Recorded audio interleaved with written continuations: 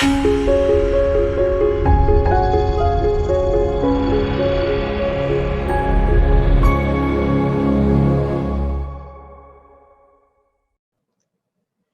and welcome everyone. My name is Sally Pinto and I'm from the Yonkers NNORC, Neighborhood Naturally Occurring Retirement Community. We launched back in January of 2020 and we're here to serve seniors 60 plus in Northeast Yonkers. We have lots of fun programs and activities, and we also have a lot of resources for you as well. Our programs include meditation chair yoga, body mind fitness, bingo, and any other programs that you might be interested, like arts and gardening. We have our resource specialist, Alexa Smith, who can help you with finding services and activities out there for you, as well as our nurse, Barbara Simone, who can help answer your health-related questions. We're here for you, we're here for our community, and we look forward to seeing you in our programs. Enjoy. Hello, everybody. I'm Alexa Smith, the resource specialist with the Yonkers NNORC. I'm here to help with application assistance, referrals for home delivered meals, and transportation services will be coming soon. We also offer Zoom activities and Zoom programs. And if you have any other questions or concerns, I'm here to help. Thank you so much and enjoy the program. Welcome. I'm Barbara Simone, registered nurse. I recently retired from Westchester County's Health Department as a public health nurse. I am now here to try to assist you with any medical or preventive care issues. Enjoy this program, and I'm looking forward to working with you. So let's begin. I don't know if everybody caught, I know that I wanted to start at 4. Last time I ran a bit long, so I kind of maybe jumped the gun, but I wanted to get started on the materials section so that everyone knew what we were working with. We're working on this beach sunset so we can escape this winter to something warm, someplace warm. So besides the water, just plain water in a cup, your brush and the watercolors, you should also have a paper towel or a rag. I save old towels to cut them up and I use them as rags. Just because you want to control how wet your brush is. When we start out, we're going to start out wet. You will all be working on a horizontal surface, which is actually better for you. I did this horizontally. You might notice that gravity will pull my water down. In many cases, artists like that. I'm going to see what develops when I do that. I will control my water level more when I do this. So what we do in watercolor, it's known as wet on wet. So if you were to put your brush right in the watercolor and mix it and put it right on the paper and dry paper, it will not move around. We want to control the paint. So we wet the paper first. So we often start wet on wet with watercolor. So it's a landscape, even though it's water, it's a landscape, and all landscapes have some sort of horizon line. I chose a landscape that has a nice, straight, flat horizon line because we're going to start with doing the sky.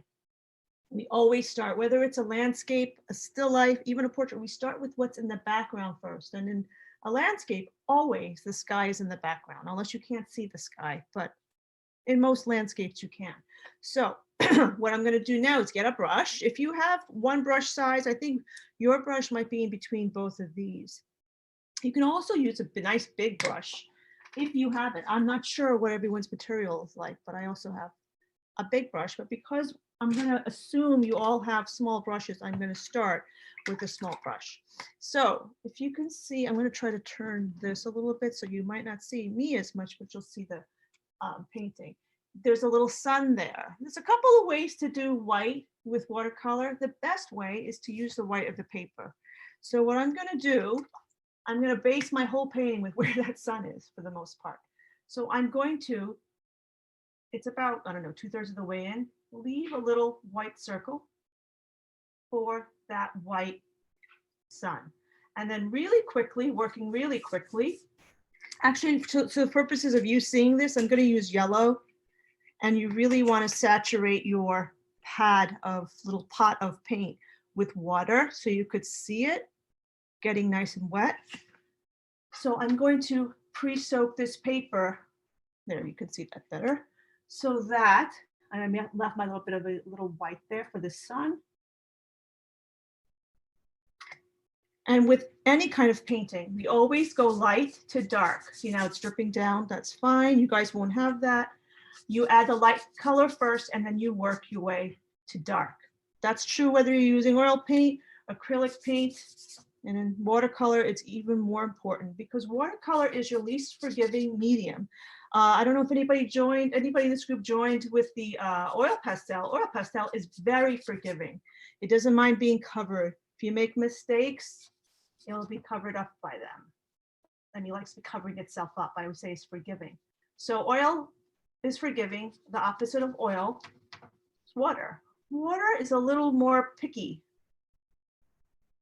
So you're going to kind of be a little bit more decisive. That's not to say you can't fix mistakes. You're going to make happy little mistakes that turn into things that you want to keep. So I have my first layer, and you can see the paper's curling. If I were to do this on watercolor paper, you would notice the curling. It's just built to be receptive of the water, but that's okay. As I said, you can iron this out, you can flatten it with books. So the sky is mostly orange with touches of purple. I always work from top to bottom, and at the top, I'm going to use my orange. I don't want to turn it because I have my yellow all kind of wet.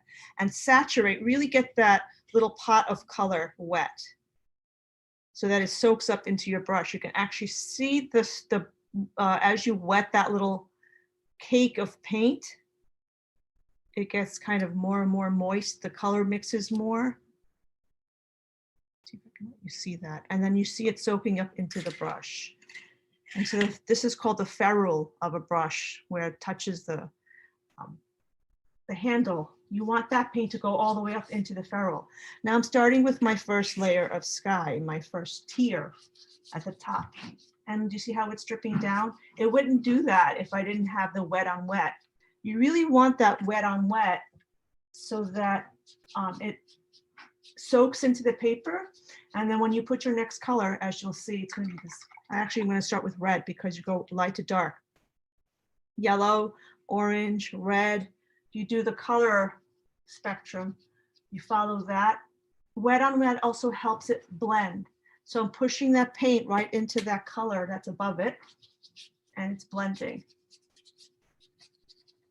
And you want to work quickly with watercolor because, especially if your room is warm, if it's humid, it stays dry, it stays wet longer. But in a dry room, that paint will evaporate and the water will evaporate. Okay, pulling that down. The nice thing about wet on wet is it's good to have this blend right on top. All right, I'm gonna go back because the sun is there and the sun, it's light around where the sun is. So I'm gonna go back to my orange and I'm gonna look to see where I put that little circle and blend that orange around that circle. You can have your sun be large, small. I kind of wanted it to be kind of small because of the reflection. All right, then I'm pulling that out. And look, don't worry about working quickly. The other thing about watercolor is layering. This started off lightly. The reason why it's more saturated, literally, it's saturated with paint and with color, is because I went over it a couple of times. And I'm leaving this area because I want to put that purplish color in there. So I'm going to go back. When I pull this purple, the same thing, wet that cake of paint till it's nice and moist. And it's making that paint soak up into your paintbrush all the way up to the ferrule. All right, and I'm it's kind of like the clouds, they're in shadow. So I literally am putting them, using a cloud motion, a fluffy motion to get the paint on there. And it's blending. The reason why it's blending is because the paper is damp. Keep grabbing more water as your paint runs out of water and as the paper gets dry, and that all helps blend it all in. It's not for nothing that it's called watercolor. Without water, you can't do this. So that's the first layer. Another tool that's good with watercolor, especially if you don't want to wait for the water to evaporate, is a hair dryer.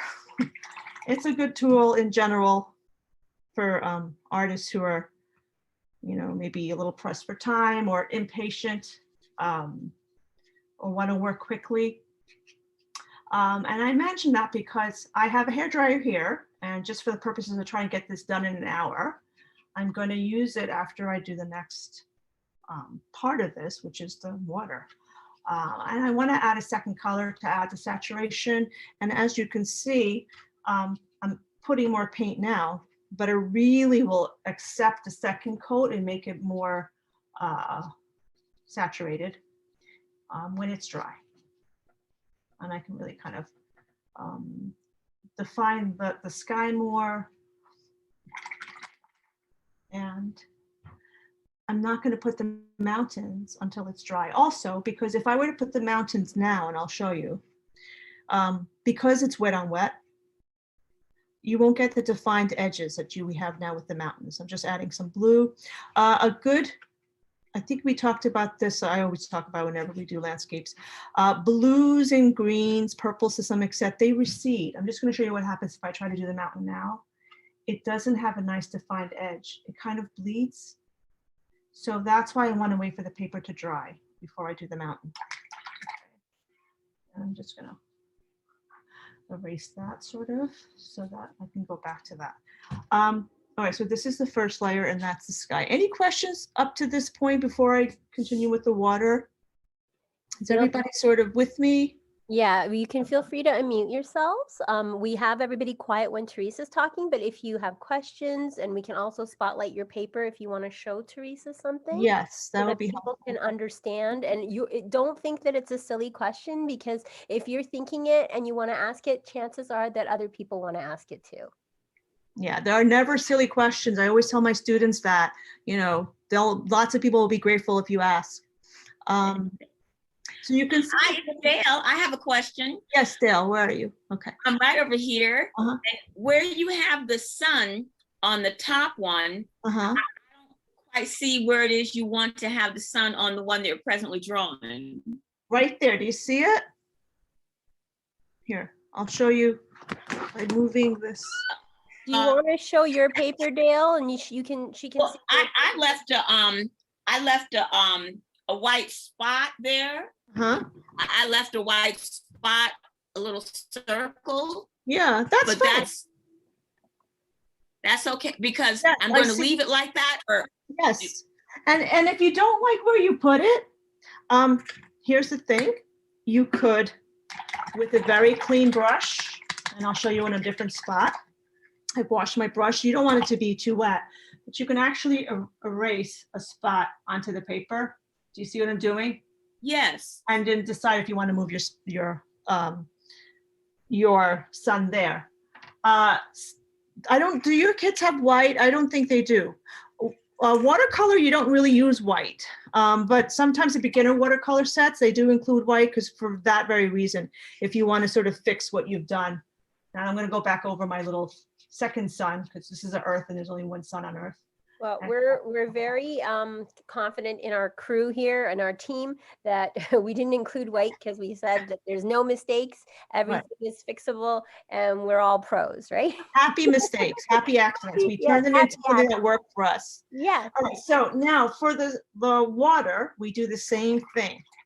We wet the paper. If you want to use blue, you can do this top half. So the blue is because it's reflecting where the mountains are, it's cooler there. And then the sun, the orange is reflecting the sun area. So you can do the same thing. You can use that blue and just with wide strokes and a wet brush, get that blue area covered. And I want to show you something quickly to do the reflection in the sun, where the sun is. And you have to work quickly with this so that the water and the color doesn't set too fast. And this is okay. This is about, I don't know, if you're good at math, what is it when we say it's like not even half of this. You can make the blue area as large as you want though. Okay, so now, so that you get that where the sun is, just pull your brush down And you're going to take a clean brush and you sort of just give yourself that reflection from the sun, and it just pulls the color right off, especially if you've done it thin. I'm going to go back to my water and horizontally, because we're going to define this, but just pull that right out. Okay, and then we're going to add the yellow because it's reflecting that yellowish color of the sun. And then we do the same thing, excuse me. We do the same thing with the orangey water reflected part. Loose strokes. Again, it's all about layering. I don't know, there's actually, with all my work, I never use a color right from the tube or from, in this case, you know, the cake colors. I always layer color on because nothing in nature really quite matches what you have in this pigment. You're gonna overlap a little bit over here because it's not more natural rather than having a hard edge. Just overlap it. As you see, I keep going back to the water. That water, excuse me, I have a frog in my throat. That water helps blend and soften the paper and the paint.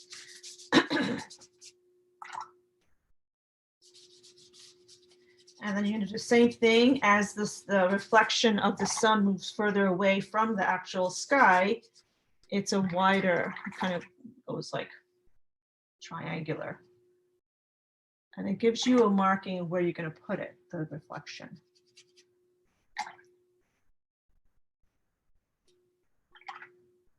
At the top, it's already starting to dry, so I may be able to get away with not using my hair dryer.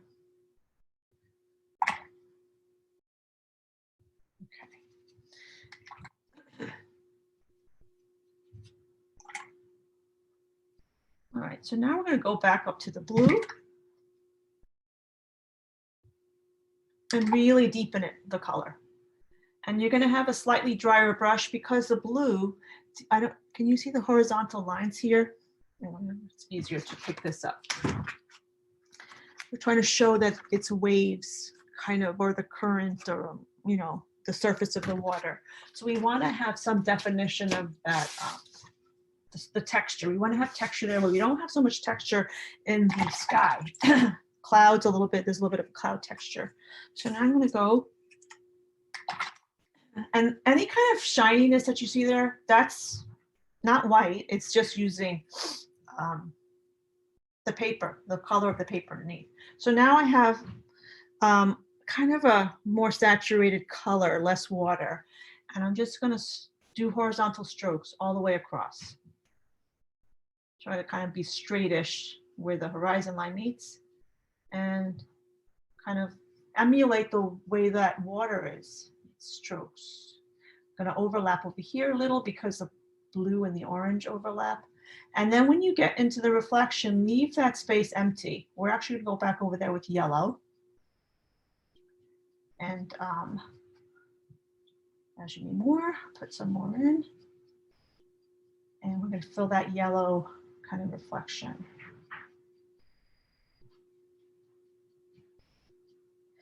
You get the thinner lines with a watercolor brush or with watercolor paint by less pressure. So if you want a thick line, you're going to press hard or press stronger. If you want thin line, you lighten your stroke. So, and in that water too, that's reflecting some of the purple in the sky. So we're gonna go pull some purple into our paintbrush. Watercolor, unlike say latex paint dries darker. If anybody paints their walls, you may notice that. It dries darker, but watercolor paint dries lighter because the water is evaporating and it leaves, you know, when you have a drop of water on a piece of paper, it's, you can see it because it makes the paper darker. Same concept with watercolor paint. So now I'm going to get purple. There's even touches of orange and red in there. How much you want to put in that water surface is up to you. And then you're going to go with the purple and do the same thing. Gotta kind of work quickly so that you kind of want it to blend, but you also want the individual kind of ripples of that water surface to show.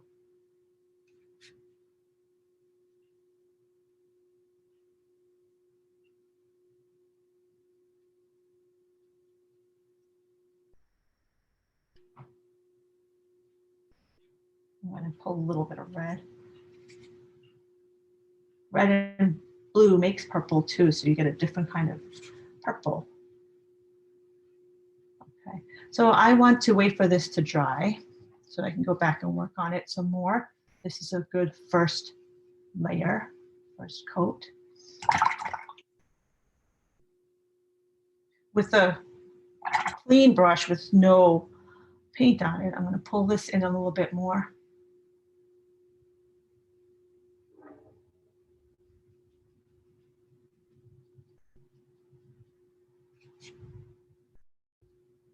Okay, now I'm going to come down to the orangey part of the water, getting orange, and do the same thing. Overlap, so you get that nice, you don't want a hard line. There's no hard lines in nature. And then kind of blend that like that. And I like how that blue helps you out. You pull some of that blue right into the bottom layer.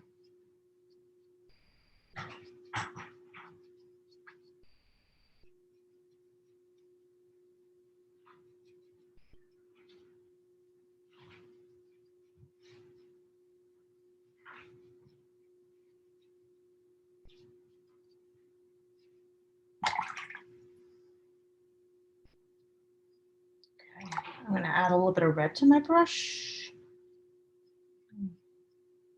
Go back over that so I get a nice multi-layer color spectrum going on, because I never use a color that's right in the cake, in the kit. Excuse me, I have a question. It's Yes. Dale again. Yes, Dale. None of these are black, are they? None of these Um, colors are black, are It's they? good that you bring up black. We do not use black. I don't use black in painting. Okay, I would say maybe I use it 5% of the time, and that's high.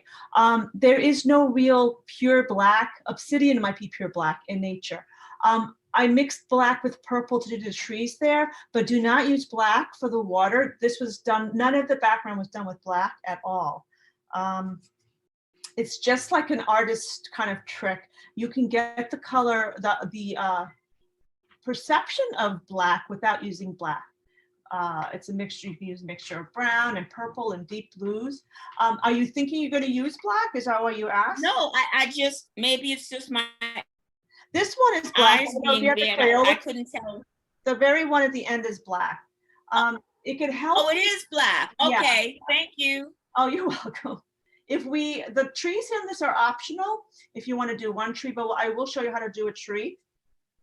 You can use black to get that real strong silhouette, but mixed in with purple and blue, which is what I did with this. So I'm continuing now as I get further down. I'm using red. You can even put some purple back in there. I'm putting purple on the brush. And when you paint with watercolor or anything like this, instead of leaving room for the trees, you're going to paint the trees right on top. I don't know if anybody watches Bob Ross, but you see with his oil paint, he does the same thing. He paints his trees, his happy little trees, his mountains right on top of the background. It's just, it's not a practical thing to do to, try to paint around your palm trees or anything else that you might have there. You just get the background first, and then you paint your objects on front of it, in the front of it.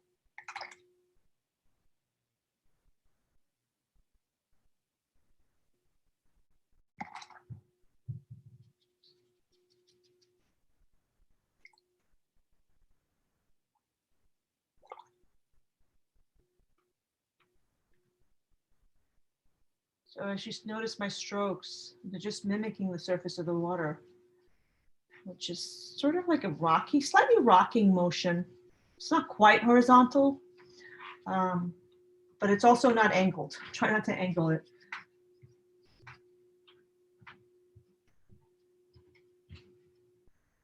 And pull in some purple every once in a while, even if some blue if you wanted to. It's a little bit of interest to here. If I put in some blue right there, for instance, a little bit of interest in there.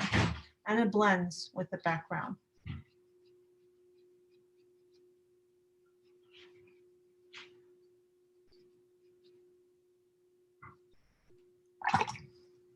As that paper soaks up your water on your brush, go ahead and pull some more water in there.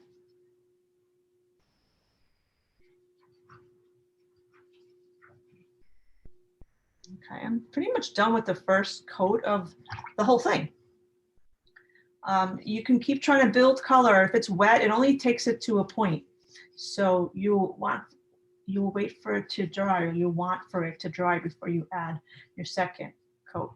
At this point, the sky is dry enough to do the mountains. And then after the mountains are done, if this is dry, we're going to do this. And then we'll go back and deepen the color of the sky. All right, but before we do that, I'm going to pull a nice amount of yellow into my, not too wet this time. This time I kind of dried my brush and I'm pulling the yellow because I want, you're going to do a zigzaggy motion. Get that's the reflection. And as you do it, you don't want your brush to be too wet. You're just going to put that sun reflection in here. And you're kind of lightly scrubbing the paper so that you're pulling some color off while you're grinding this white in. Because it's not watercolor paper, if you overwork the paper, you'll notice that you're peeling it, you know, that the paper is kind of coming to the surface. So don't overwork your paper.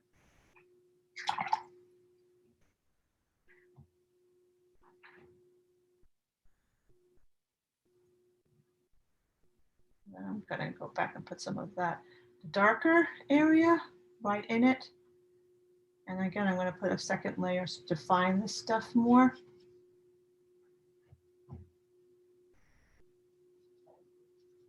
It's zigzaggy, nothing should be straight.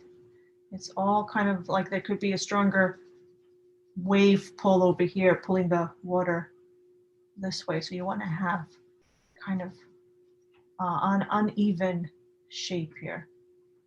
Some areas are pulled in, some areas are left to be wider. Same thing with the blue. Before you change back to the blue, if you're going to go up to any other color, you need to make sure your brush is nice and clean.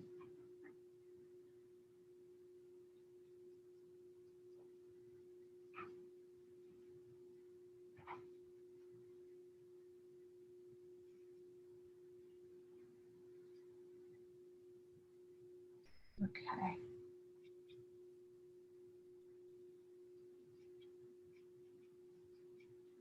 All right.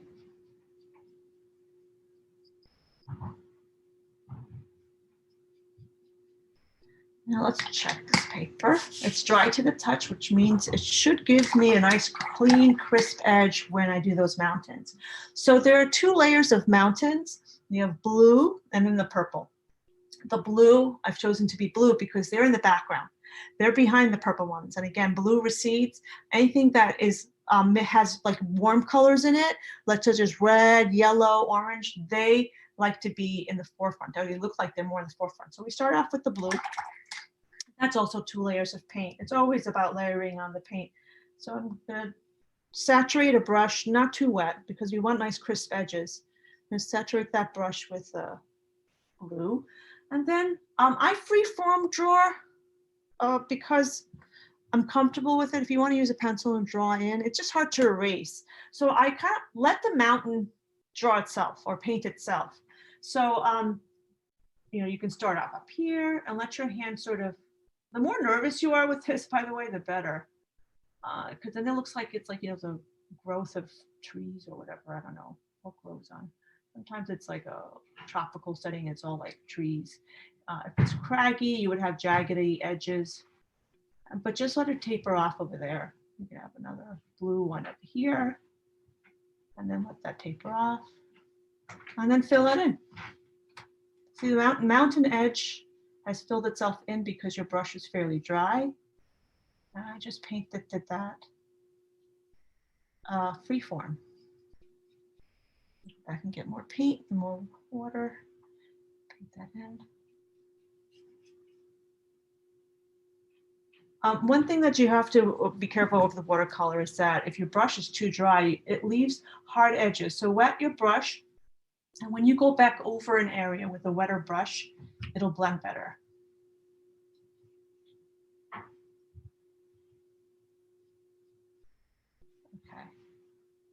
So I'm going to let that dry. And wait for that to dry. Then I'm going to do the purple layer of mountains. You can actually make this darker now if you want. Again, it tends to take color better when it's dry. If you have a hairdryer handy, you want to use that. Tap the color on.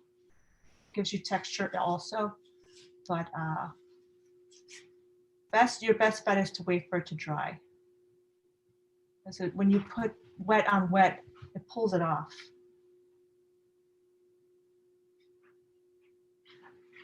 Some of the paints that are in tubes, watercolor paints that are in tubes, they kind of go on stronger, but we're working with the Crayola little pads of pots of paint. We have to adjust how we work. Okay, so because the sky is fairly dry, I'm gonna go ahead, let me just check time. Okay, so we're just gonna go ahead and do the second coat in the sky. I'm gonna give the top more orange and red. And I'm gonna work with the wet brush. I don't wanna do wet on wet now because it'll pull the paint off. So I'm just gonna go back with the wet brush and give it its second coat. And look, more speed is your friend with watercolor. You don't wanna overwork the paper. Kind of like scumble it, work quickly, and use the layers you've already created for your second coat. That's another good trick. It kind of dries in a way that one of the nice things about watercolor is when it dries, it's like, oh, wow, that's beautiful. I didn't even realize I did that. And then you kind of capitalize on that. Do you see how that blended right into there? That's a happy accident. You get happy accidents with watercolor that you don't get with other medium. And the wet paint that I put on top, as I put the wet paint on top of that, it blends into it.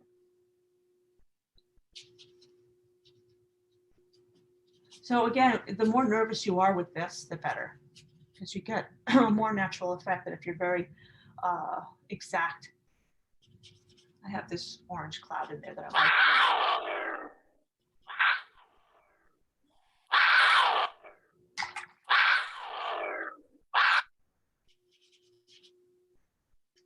Yes.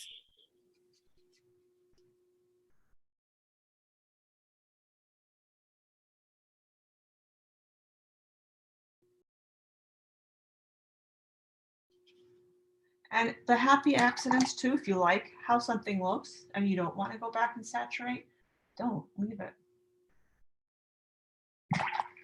Like I like this area around the cloud, I'm going to leave that. I mean, the sun, I'm going to leave that.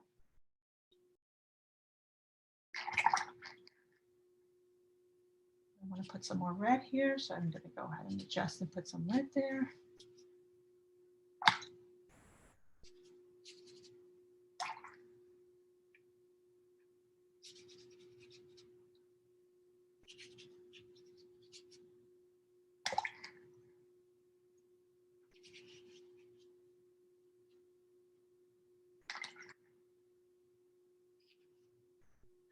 One thing that I'm doing, the line here is too strong right there.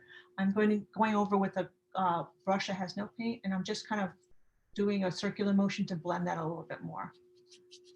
Okay, so that's something that the more you play around with watercolors, the more you see how you can control.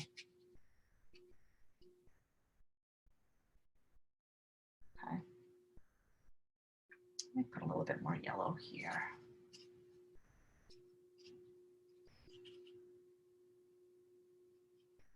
I like that white area over there.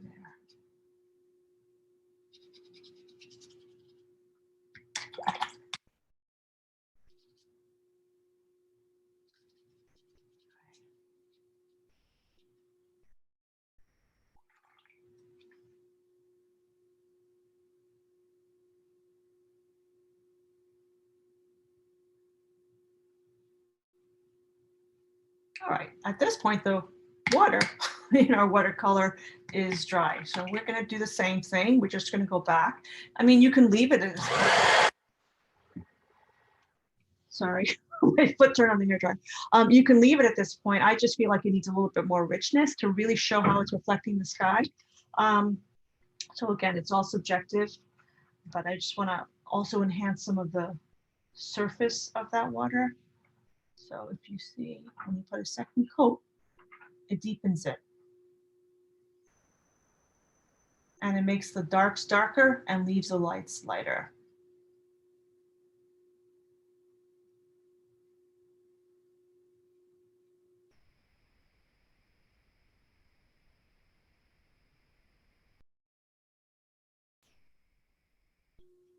Sure you kind of let that overlap a little bit because your next, the second coat is always faster to do than the first coat too. And then you can even do a third kind of enhancement if you want. Adjustment enhancement.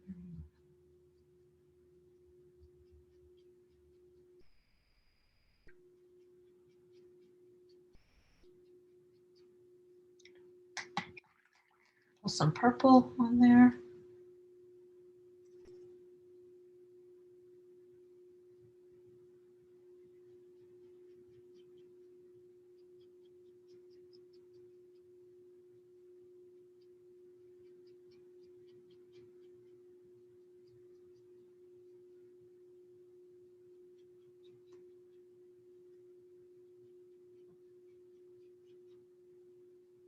And let some of that purple overlap into this orange. And then do the same thing with your warms, your warm colors.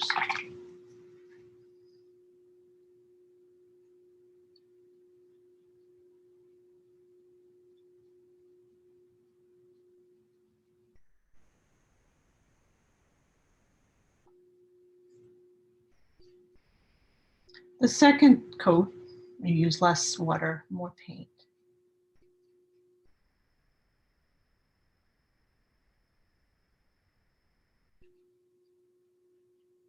Into that blue a little bit.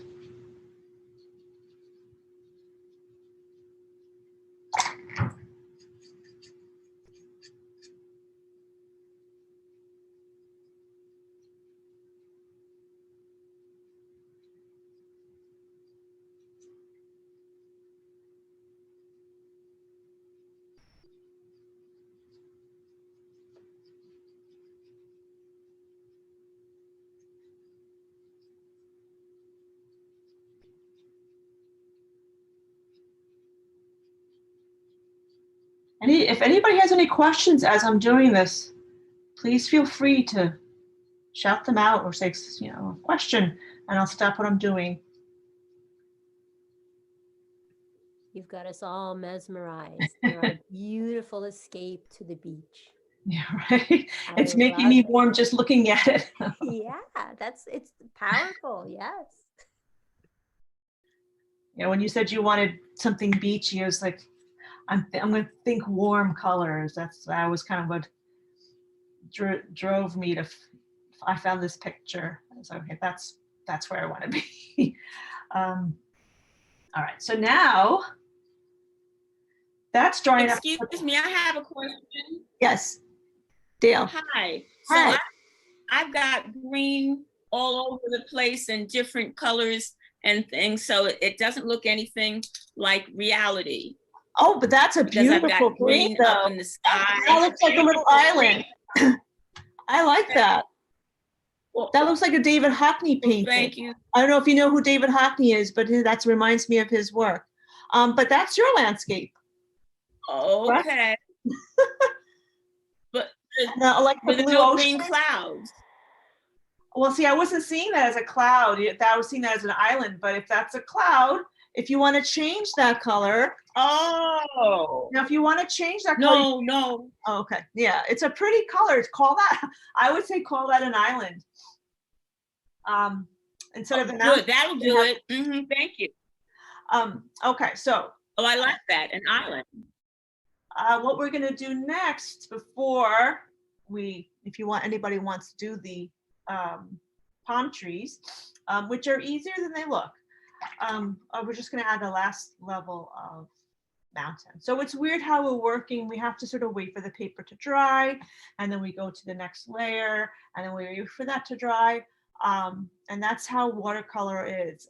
Now, like I mentioned, we have hair dryers. If you don't want to wait for it to dry, and if you have a hair dryer, you can just dry it. And my dad used to say, "Oh, the modern world is so impatient passed away and used hair dryers. The masters did not have hair dryers. It's like, no, that's true. But maybe they worked out in the hot sun. I don't know. Or they were just more patient than we are in the modern world. But I've been doing this without a hair dryer. So now the purple. So you're going to have a nice clean brush, go into the purple, make sure it's not too wet because again, we want that nice rich color.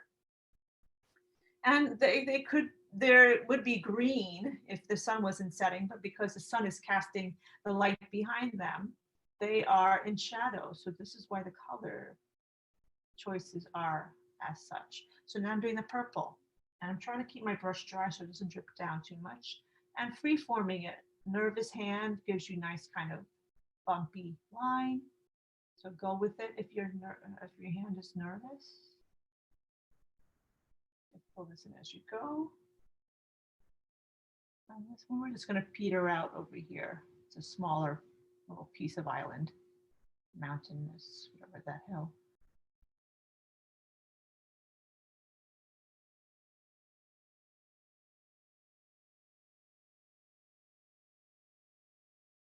Okay, and then I'm going to make that background a little darker, a little more saturated, the blue, especially up where it touches the sky. What a nice, strong, crisp silhouette there. It's okay if it fades down into a lighter color, but I really want a nice, rich, strong color where the silhouette is, because that's just how naturally the sun is quite bright behind it. So it's going to make a nice, strong edge.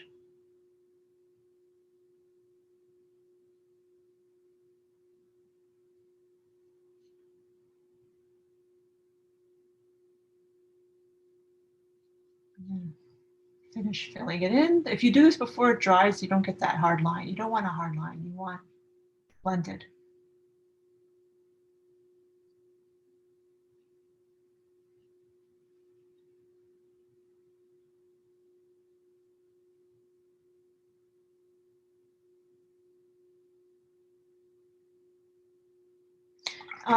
Another thing I did with the first layer, just to make it seem like it was coming up to the front more, I added a little bit of red. And I also feel like that makes it look like the sun.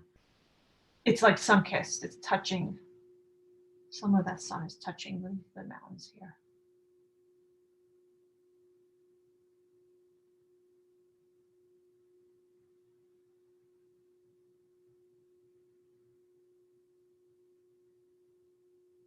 Okay. So at this point, you can say I'm done. I like the way this looks. I don't need to add any palm trees. I might want to say if you want to make this a little deeper in color, you can go back and do little touches there, here and there. But for those of you who want to add the palm trees, I'm going to quickly dry my paper because that you want to make sure that your paper is dry. So if you're not at this point and you want to add them, and I know that Azara, there's going to be a video, right? You can watch the video back. Yep, there'll be the video. That's true. Yeah. So I'm just going to, give me like 30 seconds to dry the surface.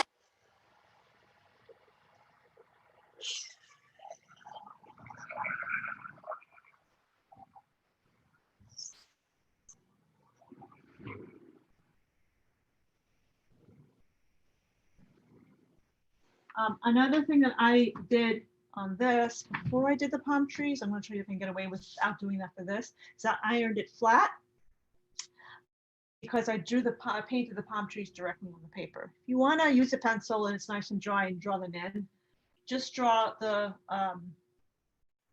trunks of the palm trees. So just kind of in 1/12 motion like that, just draw in the trunks and however you want to put them. Okay, so I don't know if you could see, I'll put this close to that. So I drew the 3 trunks, just as thin lines.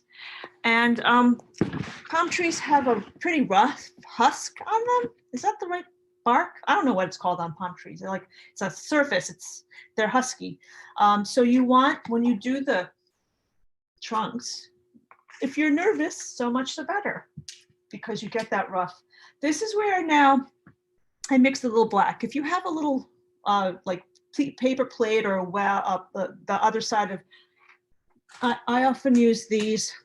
These are inexpensive, the Prang, and they're a little bit better in terms of coverage, but they have this plain side for the palette. That's where you can do mixing. If you have that kind of kit, I think with the Crayola, it's a clear plastic lid. Use that to mix. I'm gonna just go ahead and do it on the side of this little edge right there. You can use a little bit of black, but not the first coat. I'm gonna just make it purple, and using the lines that I drew from my husk trunk, just do like, you can start with a straight line, go down. They're all for all of them. Okay. And then here's my second one.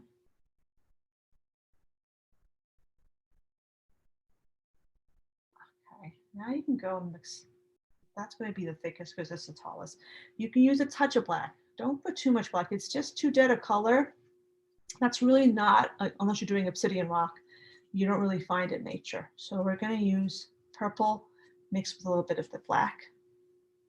We even put a little bit of blue in there. It deepens the color, makes it much more multifaceted, sort of. And then try to make your hand kind of squiggle a little bit to get that textured trunk.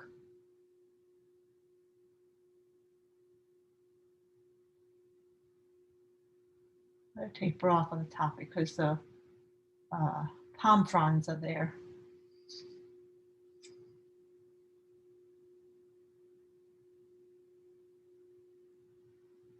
You want a rough edge, which, you know, suits our purposes, especially if this is the first time you're painting watercolor.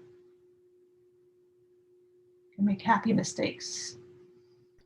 So that's the trunk. If you need to wet your brush again, pull some more water on there.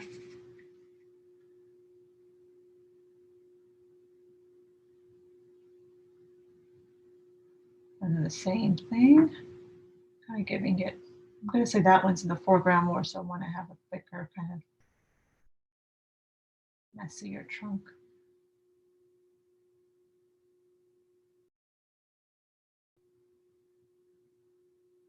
And then the final one. So it doesn't take long.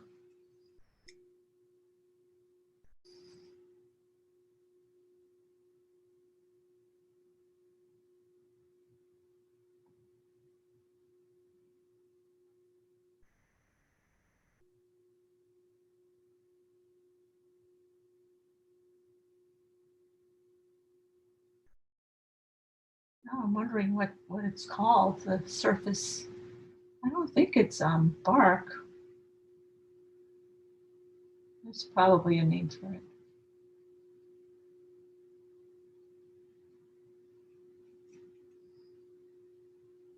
Hi, I have another question. It's Dale again. Hi, Dale.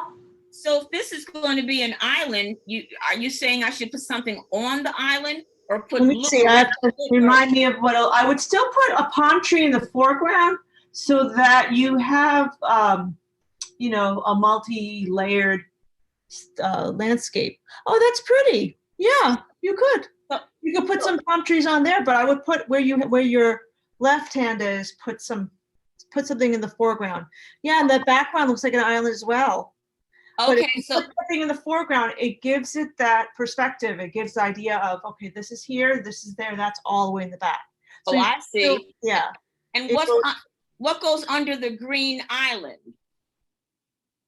You could put some like water reflection here. Like this, you know, lines to show that it's in water, the same way I've done that for here. That will put it in context more. Just these little horizontal lines. It might look like the island is reflecting in the water if you do that. Okay, and then the fronds, if you have a thinner brush, I would suggest using the thinner brush if you can switch, or if your brush is thinner than mine. And then you're gonna keep your hand loose. This is important. And you sort of just let it, you start from the base and you let it pull out. Pull them out, and then you're gonna go back and thicken them as you need to. Be very loose with this. Palm fronds are, they kind of sway with the wind. you know, we're not going to put the details on these palm fronds. We're just going to have them as fairly simple arcs, curves. And then after we like the first coat, we're going to go back and deepen them. Some are thin, some are thick. Some reach up, some go down. The way to get that little point is to lift the brush off the paper. So you start off kind of thick or with a heavier weight and then pull it down. I mean, pull up, sorry. Pull your brush up. And then the next, you're gonna overlap. Same thing, pull up some.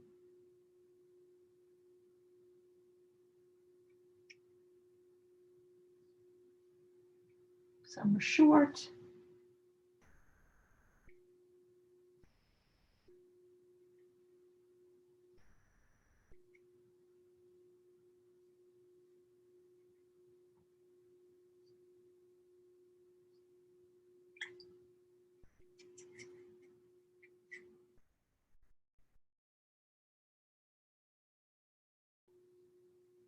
And the nice thing is that you don't have to do any detail because they're in silhouette because the sun is behind them. Make sure you're overlapping.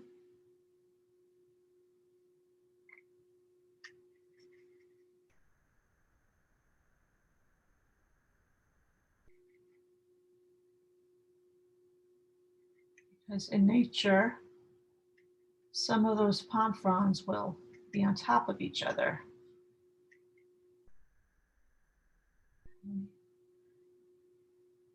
And then you can do the same thing with mixing the black in there and go back and deepen the color. So I'm just mixing black in with my purple. A little bit of blue maybe, get a nice rich color. And then go back and add another coat.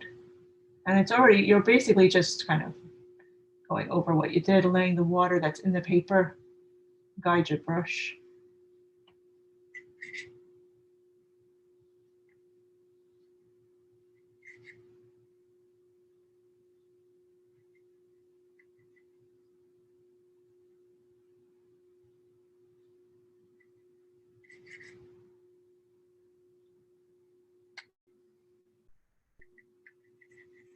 And if you just want to do one palm tree instead of 3 of them, I do things in 3s. I don't know why. Or sometimes I'll do 5s, but I like to do things in 3s. If you don't, then you can do 1, 2, you know. It's a little quirk of mine.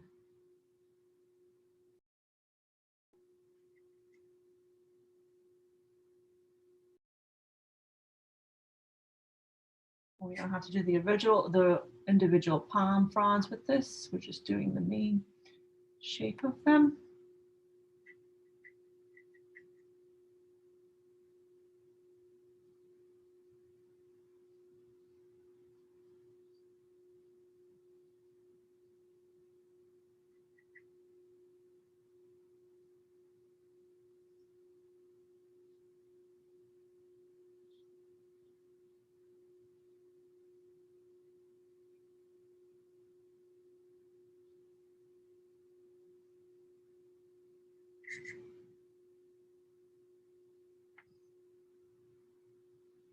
All right. Turn this. Questions? Did I go too fast? It is almost 5. I can continue. I mean, I might still continue working on this, but is that pretty clear how we did this? Like the step of way it working initially. Let's just go over the steps. We will always work with the sky first, wet the paper, and then you add your pigment. And then you, what's next in this? We don't do the mountains even though they're in the background. We have to wait for the water to evaporate and dry the surface. Then we do the water.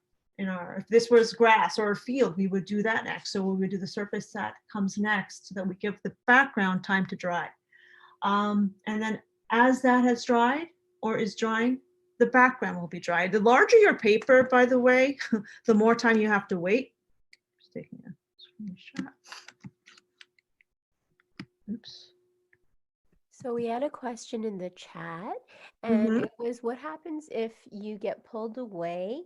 Can you go back to the same painting, or is it advisable to start all over? No, that's a good question. So now say if it's an emergency, it's an emergency. You can't do anything. But if you can get to a point where you can just put your last thing and stop, like if you wanted to do the sky, well, I'll show you this. I'm looking at this. My eye keeps drawing to that because it's annoying me. It's dry, right? But I can still adjust that. I can get, I don't know if you know what I'm talking about. Here, let me pull it off so I can show you. I don't like the way this dried right here. Do you see that? It has a strong edge. I don't like that edge. So I can fix that. Again, if you have watercolor paper, that's a better surface to work on because it won't pill on you unless you're being very rugged. I'm going to take a fairly dry but damp brush, and I can kind of erase and blend. Do you see what's happening now? So you can go back. It does start to pill. You can go back and adjust with a brush that's sort of damp. The same kind of idea as erasing, like if you didn't like where you put your sun over there, to a point you can, here, let's say I make this an alien outer space. You could put another sun over there. You see what I'm doing there? You can, there's a little dot there now where I put a second sun. It's not as strong as the first sun. So do you see that, how I did that? I added another sun. It's kind of erasing the paper, but it's not ideal. It's not the optimal way to do it. Now decide I don't like that. Yeah, you can go back and cover it and blend it out. But to a point, there comes a point where the paper just says, no, I can't deal with this anymore. It's too much. So I can still edit and adjust, but it's not like it's oil pastel or oil paint or acrylic. So do you see that where I'm still sort of adjusting, but I can tell when the paper's gonna give way and I'll stop. So you can, it's starting to pill over there, like little pieces of the paper are objecting. It doesn't want to do that. It's not so much the watercolor, it's the paper. So if you like watercolor, the process, you will want to get some good paper. Like here, so I can blend this out a little bit more. You can go back and play around with it, but to a point. The more solid the paper is, full screen, I'm just trying to, the more kind of you can play with it. Is that enough of a, I think that's a good version of that. Sometimes I look at the original painting, it's like, am I going to be able to do exactly the same thing? And this is a pretty good, duplicate. But it's a simple, I know sometimes people think it's hard, but if you break it down in the steps that I just broke it down into, it's kind of logical. It's a really logical kind of back to front, go back again, add another layer. The next layer that's dry, add another layer, and so on and so forth. When everything is dry, you could still put a boat on here, for instance. You could put a little person sailing on a boat when it's bone dry, and then it'll give you a nice crisp edge. If you work wet on wet, your edges are more blurry and kind of softer, which has a time and place, but not for something like doing something that requires detail and crisp edges. Hi, everyone. This is Z from Yonkers Public Library. Thanks so much to Sally Pinto and Alexis and Barbara from NORC. Thank you to our community partners, WJCS, the City of Yonkers Office for the Aging, Westchester County Legislator Ruth Walter, Friends of Crestwood Library, and Yonkers Public Library for making this phenomenal partnership. And we thank each and every one of you for being part of our wellness community. Be well, stay well.